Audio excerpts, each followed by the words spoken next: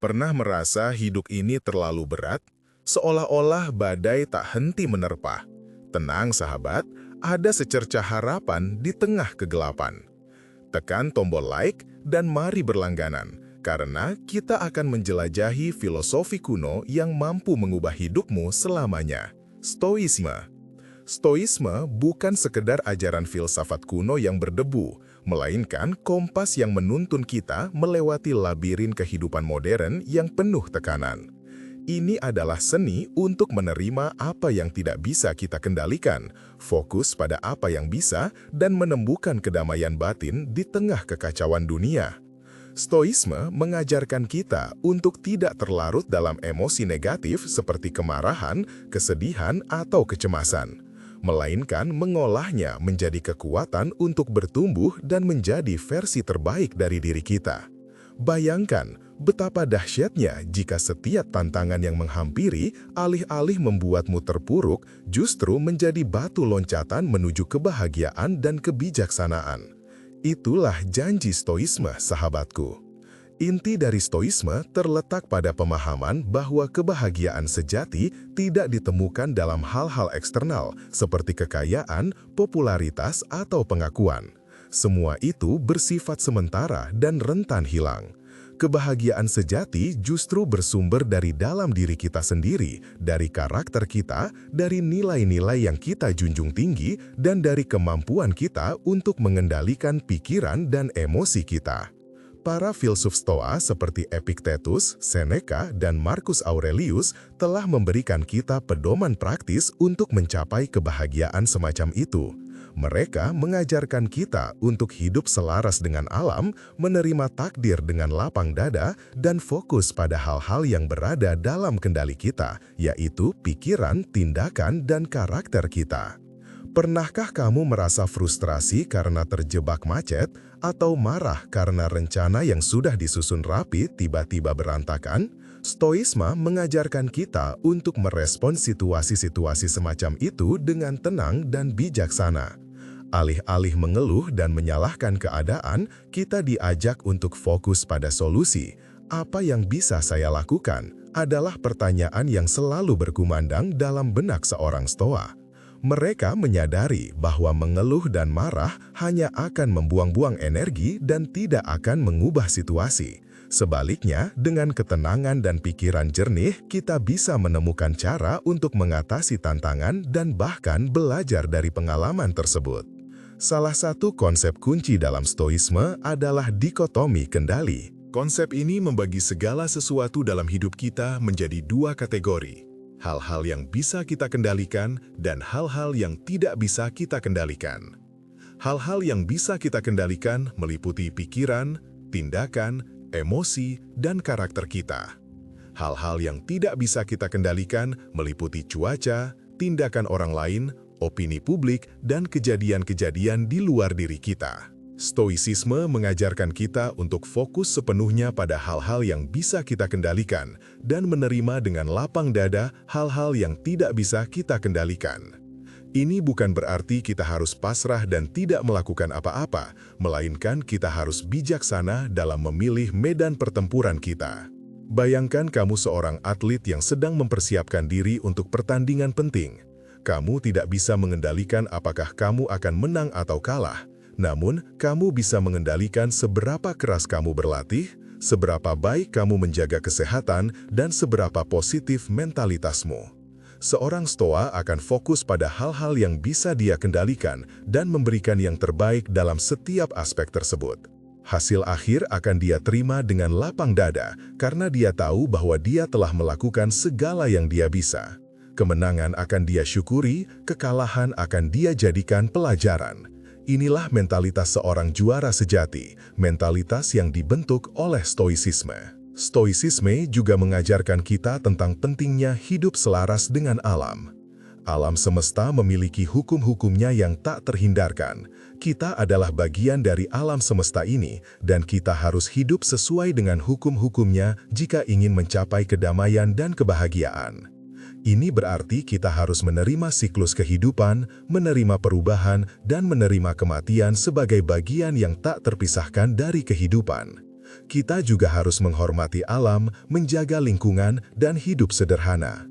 Dengan hidup selaras dengan alam, kita akan merasakan koneksi yang lebih dalam dengan diri kita sendiri, dengan orang lain, dan dengan dunia di sekitar kita. Salah satu tantangan terbesar dalam hidup adalah menghadapi kemalangan dan penderitaan.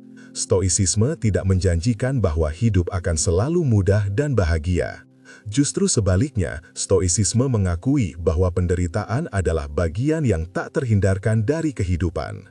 Namun, Stoicisme mengajarkan kita bagaimana cara menghadapi penderitaan dengan bijaksana dan mengubahnya menjadi kesempatan untuk bertumbuh.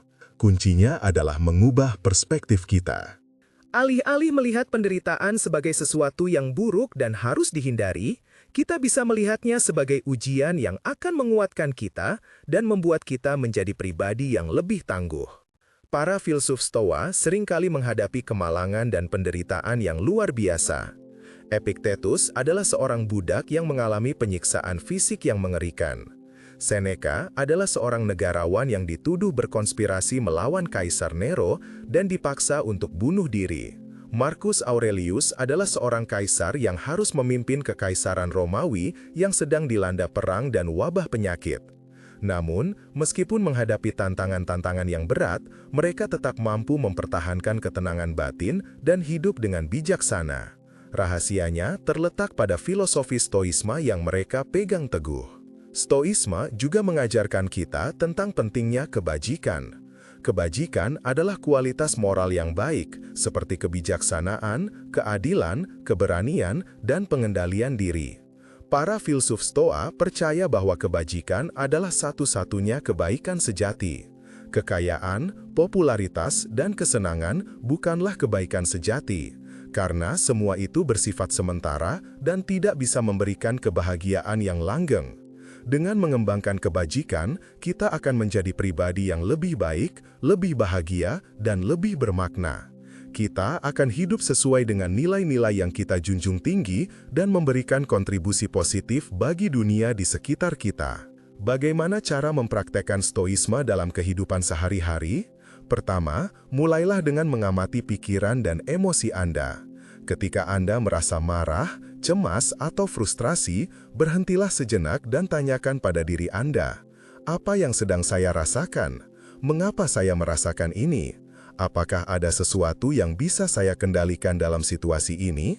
Dengan mengamati pikiran dan emosi Anda akan menjadi lebih sadar akan pola-pola pikir negatif yang mungkin selama ini menghambat Anda. Kedua, praktekkan dikotomi kendali. Identifikasi hal-hal yang bisa Anda kendalikan dan hal-hal yang tidak bisa Anda kendalikan dalam hidup Anda.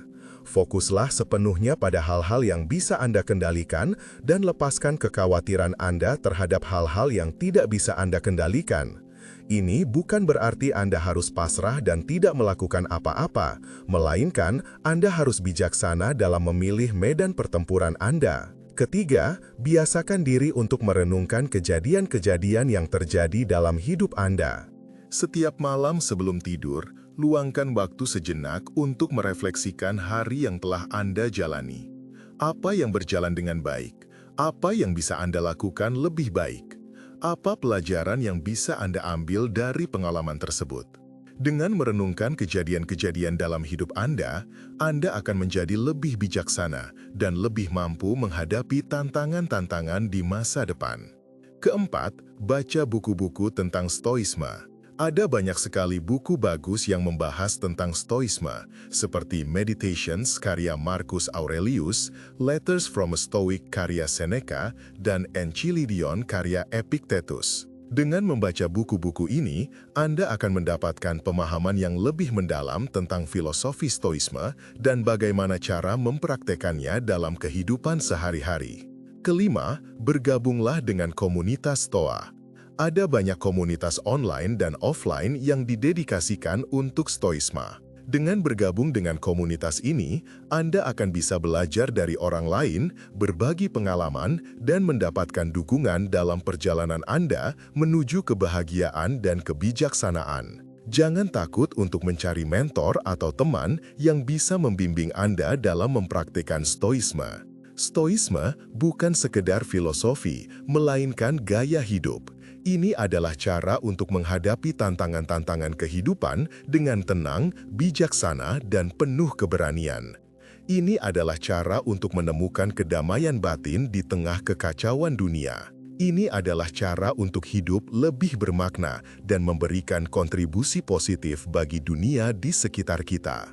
Dengan mempraktekkan stoisme, Anda akan menjadi pribadi yang lebih tangguh, lebih bahagia, dan lebih bijaksana.